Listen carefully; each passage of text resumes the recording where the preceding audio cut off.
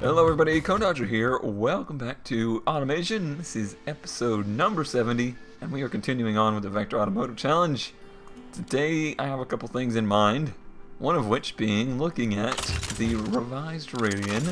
Unfortunately, the game had a little bit of a strange crash. I think had to do with one of the fixtures in the mod pack that I used. So I have redone the Radian. It may look slightly different now, and I would say slightly better. There's a different front grille and some different fog lights, but overall it should look pretty much the same. I did also borrow a design by GT1 Cooper with this lip spoiler acting as kind of a built-in rear wing, if you will, attached to the body. I quite like that. It sharpens up the back of the car very nicely. And other than that, just some small subtle changes. The actual engine and chassis of the car should be identical, although some of the values did change in slight ways due to the way the fixtures are placed and the cooling of those and yada yada yada. Nothing major. It's basically the same car. Alrighty, so for today, I would like to expand this model lineup just a little bit and make all of the trim levels for this vehicle, and I would like to make something to give us a ballpark figure as to what kind of cost we're looking at, because we see here that it has a $10,854 total cost to produce. I don't necessarily know what that relates to an actual real car's MSRP or what other cars in this class would necessarily cost. And it actually works out to be, and I did not realize this when I started this project, that the year 2002 was a pretty lame year for sports sedans that are not full luxury. I'm not talking about your BMW 5 Series, I'm not talking about your Mercedes C-Class, etc., but more of your entry-level sports-oriented sedans. Now, in 2003, 2004, some more cars start to enter that market, and it starts to come to life a little bit more. So we're going to say we designed and built this vehicle in 2002, and potentially started selling it in 2003.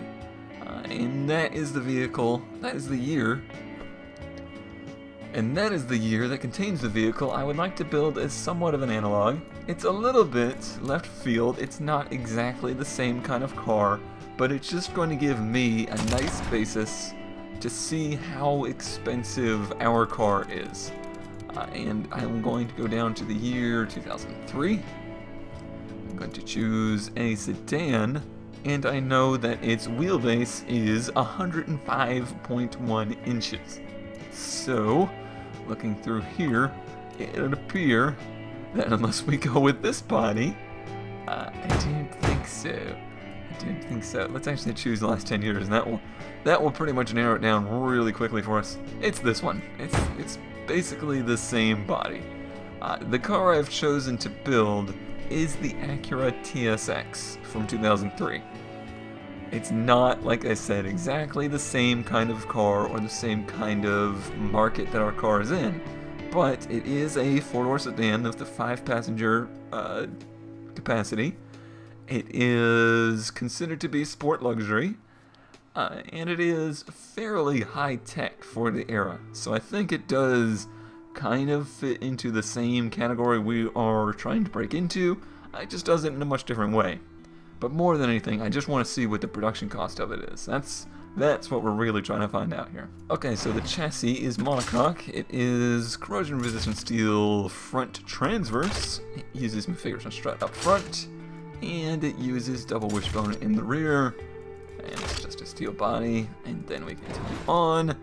As far as the looks, I will work on, I'm not going to go full of the Tom on us here and do a nice solid body recreation, but I'll try and get it close. Alright, so I think that's not too bad. It's not perfect, but it's not, you could almost tell what I was going for. And let's see, we're gonna go with front-wheel drive, and now we need to make the engine. It's been a long time since I've made this engine, but I did indeed make it at one point. It is the K24A2, and let's see, it has a bore of 87, and a stroke of 99, It has been one of the most requested things on my channel that I return to making engine recreations, and I have good news for you people that are asking for that. In the future, when more engine choices are added, specifically V6s, I will most likely be doing another, at least brief, iteration of the engine recreation miniseries. We'll see just how elaborate I get into it. It's certainly not as much fun to me to do as these more creative builds, but I do see the appeal to it, so I do intend to go back to that at some point. Now let's continue on. It has VVT, no, not VVT, it's VVL. That's what I need to go back and choose. There we go. And now let's go back into here, and the compression is 10.5. Cam profile we'll do 35 and 65 to start, and see where we go from there. And we'll choose something modernish. That looks fine. It is NA. Whoops, clicked the wrong screen. Injection multi-point. It is running on premium, which here means 93.1. And fuel mix for this car, the max would be 12.25. We'll do 12.50 or 12.5 to start. And its RPM limit is 7,100 RPM. It has kind of just regular cast tubular headers, I say would be the correct term. And those do have the horsepower limit to satisfy our needs. And that would do the same there. We'll do a straight through and reverse flow. And let's see how we do. 197, 165, but we have what looks to be some bottom end issues. So we will probably need to increase the quality of the bottom end parts significantly, because it is a Honda. They know how to make things rev, even with this long stroke engine. It handles these revs quite well. Let's see. I don't know why I chose forged steel crank. I did not mean to. The connecting rods, I don't really know. Everybody upgrades them to forged H-beams when they're doing crazy things, but you can see that's not going to gain us anything here. It's also the case that the hyper-protected cast pistons is one thing people upgrade rather quickly, but it's not there in the stock version. But as long as it holds together, that's all I care about. I don't really care what the reliability rating is, as long as we get the power and fuel economy to be close to what it is in reality. Now, another thing that I have done there is increased the overall cost of the vehicle. So I do want this to be as low as possible. Okay, so I could potentially lower the RPM limit. That doesn't help a whole lot either, so we'll keep that the same as well. I just need to tune it a little bit to get 205 horsepower, and I could do that through things such as valve timing, or cam timing, and ignition timing. Alrighty, so with some proper tuning, dropping that fuel ratio down some and increasing the ignition timing, I believe we've gotten somewhere that I think is pretty realistic for this engine. It's making slightly more torque than it should at 173 foot-pounds, but at a factory rating of 164 at the virtually same RPM, I think we're okay there. And then 205 horsepower at 7,100 is a little later than stock, but is pretty much the correct number. Our economy is up at 21.88, sounds pretty good. We do have some fuel octane left, so I could potentially lean this thing out even more. But that's just going to drop the horsepower if I do it. So I think I'll be okay with that. This is still just meant to be a ballpark figure, just to try and give myself somewhat of an idea as to what the cost of our car is. This car has a 5-speed automatic from the factory as a base model. And this is one of the things I will kind of have to guess at Not entirely sure how it is geared. I believe they have an open differential when it comes to the automatic versions, and I don't know that you could get a limited slip in any of them, to be honest. Not that I'm aware of. And we'll do medium compound roads. They are 17s. They are 215s, front and back. So we have room for that, and let's just make sure that I have the right ones. They are 50s if we can accomplish that. 45. Close enough. Close enough. Alright, they are alloy wheels. They are vented discs, and oop, there's something I need to look up. Alrighty, the trusty internet shows me that it is a one-piston setup, and I don't really have... There's something that I don't know if I could look up or not. Let's see. Front rotor or TSX size. Oh, internet, you are so awesome. They are 300 millimeters, and that is exactly what I had chosen, so go figure. And then the rear ones I didn't find, but we'll know that it's just slightly smaller than that. So we'll do maybe 260s, and see if that's close enough. And we'll say it's semi-clad. My roommate actually has one of these cars, so I have looked under it, and it's not particularly well cladded underneath, so I wouldn't say it's fully clad. And we'll reduce the cooling down to just above necessary. It is 5 seats, and I would say it's not quite luxury interior, but it's a premium interior. You could get luxury sat-nav, but that's not really the base model. It does have a nice CD player system in there. It does have power steering and ABS. I don't believe it has traction control. I don't think so. Safety, it actually got very, very bad safety ratings. That was one of the interesting things about this car when it was first released, especially the rear collision. It basically failed its rear collision test. So we're not going to go with advanced, we're just going to go with standard 90s. Safety, clearly they didn't go too crazy with that.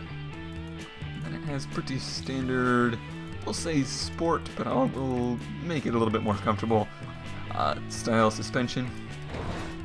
Alrighty, so our total cost on this car, $10,867. What was our car? Not too different than that. The economy of this one, 25.8. Not too different from what we had. Now let's look through the detail stats and see if we've messed anything up with this car royally. Doesn't appear so. It's obviously got a lot of wheel spin, front wheel drive. It's understeer, oversteer, has a slight penalty. Let's look at the handling of it. No, it's pretty average for a front wheel drive car.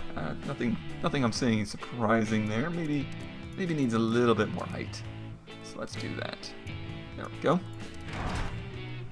Okay, so that helps out a little bit in some details. But let me actually, let's see, how can I do this? I don't know if this still works like this, but let me name this thing. This is the Acura, whoops, TSX. And we'll say it's the base trim. If I can type today. Base trim. And that was the KA24A1? I think, is that what I said? A2. A2? Really, I cannot type today. Alright, so that should all be good there. Let's see if this still works. If I go in and I open up the Radian now, curious if it will compare those stats. It will not. It will not do such things as these. So I will have to do a little bit of post-editing work to try and figure out that stuff.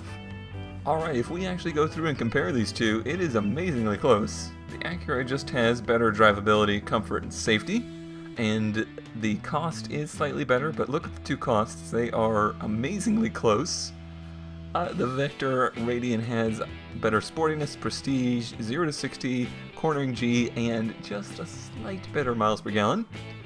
But it's really cool to see that these two are very close in total cost, and very close in most of the categories, but just have those key differences. So they really do have things to offer for certain buyers, and it does show me that I at least went somewhat in the right direction with my car to make it competitive within its class at a certain price. So overall, I am really pleased with how this ended up. I was a little worried that the Acura would be too inexpensive in comparison, but it ends up being pretty much the same. So no official contest or anything going on now, but let me know in the comments which of the two you think you would rather have. Alrighty, so now I want to have a little bit of fun. We are going to load up the old Vextron, and we are going to revise it. And that is because I want to make a new trim of this vehicle. And I want to do this to try and flesh out our model lineup, because that's going to have a little bit more of a role in the next fan build competition. Hint, hint. So let's see, for the Vextron, I think what I want to do is make a top-of-the-line model, and for the Radian, what I want to do is try and make a super economy model, and see what we can do with that. So we're going to kind of go two different directions with both of these cars. Alright, so if we go up here and we make a new trim, let's actually get rid of this one, I think that one was a mistake, and we'll actually copy this guy, I said. Maybe I need to select it. There we go. And then choose it. We're going to call this the CDR model. And let's see, we choose this engine, but let's see, which one was that? That was the VVT, VI. We're going to choose the HO that we built for the Radian, so that's going to give us some increases already. But let's go ahead. It says baseline. Why does it say baseline? There we go. Now I think it's chosen that one. All of that would be locked, but I believe we can actually make a new variant of this one. Indeed we can. So if we then copy this guy and choose it, this will be the, let's see, we already have the high output. Let's do the super output. Very creative, I know. Alright, so the bottom end, we went pretty chintzy and cheap. I would like to get this thing to rev out even more, so I'm going to put some. Let's see. If we look through here, the I-beam steel gives you more RPM. The forged H-beam gives you more torque capacity. I'm not really worried about torque capacity, it's just pretty small displacement. So let's go with I-beam steel. This one also will give you more torque capacity. I don't think we need that just yet. And if we look here, the forged pistons give you better RPM and torque capacity. So let's do that as well. We could potentially also go for the lightweight forged, which gets you very high RPM and reduces, what does it reduce? I think it gives you better economy or something of that nature. Definitely says better emissions, so that's worthwhile. Let's try that to start out with. And let's see, down here, let's not do anything just yet. Let's try and get it to rev higher first. Right, we're already up to 7,000 RPM without an issue. And 7,100, we're starting to get just a little bit of valve float, so I think that's probably a decent number. Let's go back to the top end. Now we have all of this extra RPM, and we're not really using it. So let's increase that cam profile until we start using some of that. And let's see, 281, 283. I think we're getting into a pretty good, comfortable range there. And this engine was using just regular premium, not super. So let's bring this one up to super. Let's richen it up a little bit as well. It can handle it. So that means that we can give it even more timing. Very, very advanced timing. And we can then increase our compression ratio as well. Up until the point it starts to explode, which will be soon, I think. Right about there. So 11.5. Now we're up to 308 horsepower. So that's pretty respectable. Now let's make sure we do have enough exhaust. Not quite, so we do need to go up to that 2-inch exhaust. And let's actually take off those reverse flows and just do straight throughs. And let's see. Let's pretty expensive. What's that bringing us up? Not terribly much. So let's actually do that. It's only a couple more production units, and it does give a nice increase in the peak power, so let's keep that. I like that. Let's see, is there anything else I'm overlooking? Any easy options to adjust? Yes, let's do a performance intake on there as well. Nice, that's a nice increase. And our fuel octane's right at where it should be. So this thing is maximum tuned out. Let's hear what it sounds like now.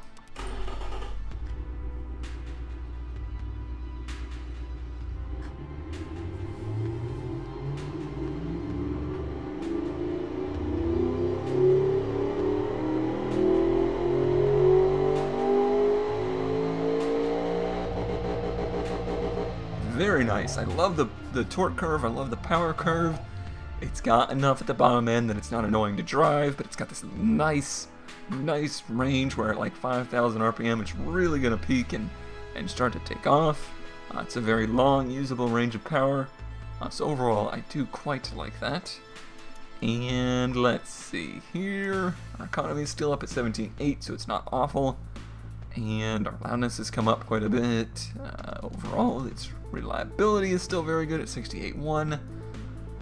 I have virtually no complaints about this engine. I really do like it. Okay, so now that that one is saved, hopefully it will pick it. Let's see. Yep, sounds like it is. Alright, so we instantly get to see what that has done to most of it. Sportiness came up a ton, drivability went down, prestige came up, 0 to 60 dropped. It actually cost less.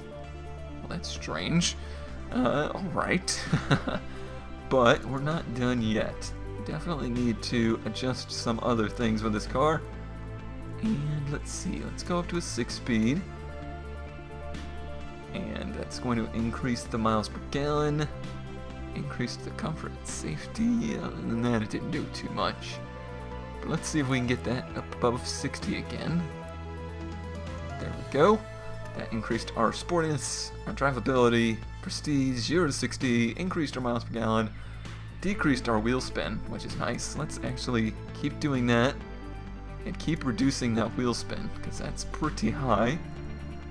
Geared LSD will also reduce that wheel spin. Electric LSD, it will, but it's super expensive, so let's not do that. And then I think we were at our max tire width. Indeed we were. So there's nothing we can do there. We can, let's see, our brakes were pretty stout. I don't think we really need, yeah, we were already max size on these brake rotors, so I don't think we necessarily need any more brakes. We were semi-clad, and our cooling airflow needs to be adjusted to match. Okay, our new engine, so that's good there. Let's see here. Cooling flaps, what would you do for us? You would increase the drivability? That's strange. And increase the miles per gallon. Not worried about that. Not too worried about that right now. Okay, for the interior, we had previously chosen the sport interior with the standard equipment and whatnot. For this model, we are going to have launch control on there.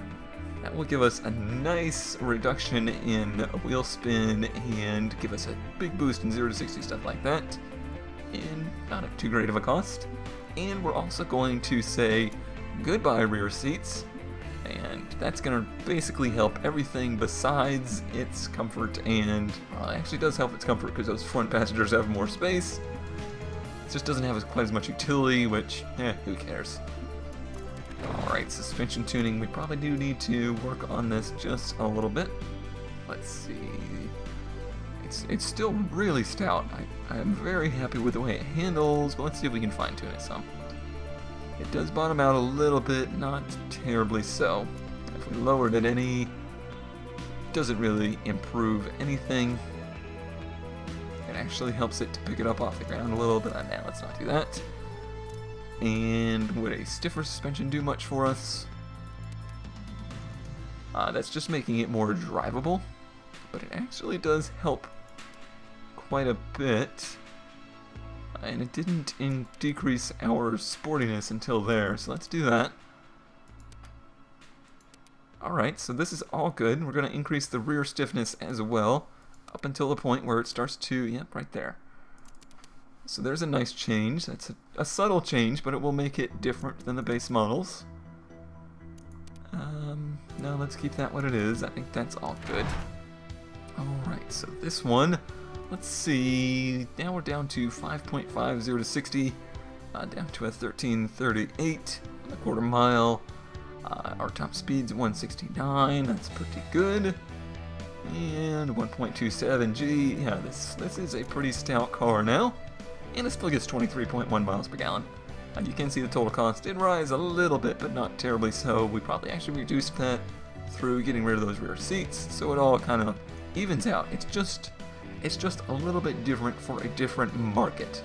It's nice to have your same car platform available to a wider group of audience. And that's what's really cool about being able to do these trims and different levels of the same model.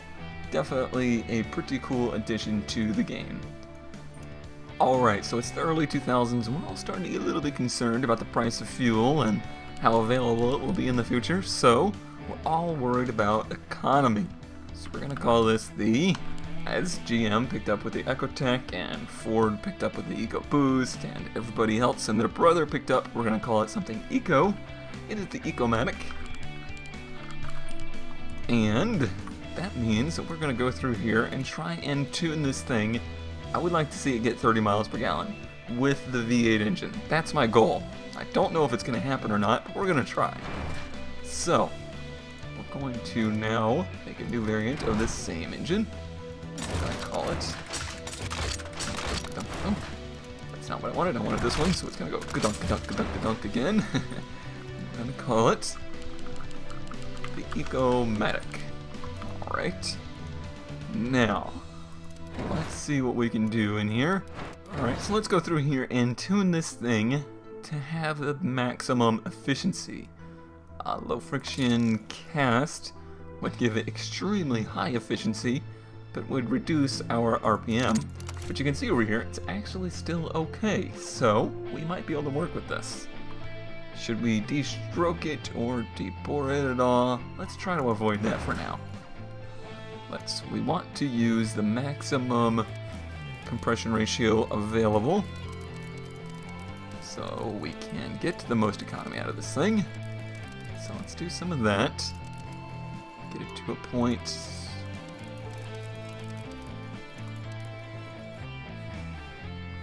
Oh, what fuel am I using? We're using regular. I don't know. With the price of fuel, it's iffy. Should we go up to premium and get better miles per gallon? Or should we stick with regular and probably get worse miles per gallon? I think my priority is hitting the 30 miles per gallon. So I'm going to go up to premium, and that will give us more compression and let us back off on cam profile and things like that. Another thing that would really help this engine would be to give it some VVT or some VVL. That does indeed help its VVT, so helps its economy, so let's keep it on the VVT for now. There we go, that's giving it some pretty decent increases as well. I should have looked and seen what the base economy is, but it's already 23%, and I know that is better. So that's good. Let's reduce the RPM limit to maybe... It's actually not having too many issues, so that's okay. And what else? Are we making a little enough power that this would help economy? It is indeed. And would tubular headers? Yes, they would. They help the performance, but they also help the economy, so that's a good thing. It's all about extracting as much power out of it as possible. And we already have it pretty leaned out, but I bet you we can go even further. Yeah, I would like to stay above maybe 210 horsepower would be a good number. Alright, so now it's super leaned out and we still make 220 horsepower. So that's pretty good. What's our economy rating now? 28.8. Not too shabby. Alright, and that is good. Reliability still above 60. 220 horsepower isn't terrible. And let's see. That's all pretty good. I mean, that's pretty low when you think about it for a 3.8 liter. But it's not something that's going to be slow and doggy to drive around town either. Alright, go to the trim. Let's see what we can do over here. Alright, well, we're already up to 36.8. So apparently I shot a little bit too low. Vector is about to break some ground in the economy car market. But we have to look in here as well. What point do we increase our miles per gallon? What point do we hurt it? Alright, that just helps, giving it even more of a overdrive. Hard compound road would potentially reduce its rolling resistance. It doesn't show immediately, so let's go into here. Overview 37.9. Let's go back to tires and go to medium. 37.5. So it is a slight increase, but it also pretty much ruins the handling of the car. Does it? Yeah, it does reduce the drivability and the sportiness, and it's such a slight increase in mileage that I don't think it's worthwhile. It has 205s on it now. Those are pretty narrow to begin with, so I don't know if narrowing them up would be necessarily worth it, but it actually doesn't hurt the drivability.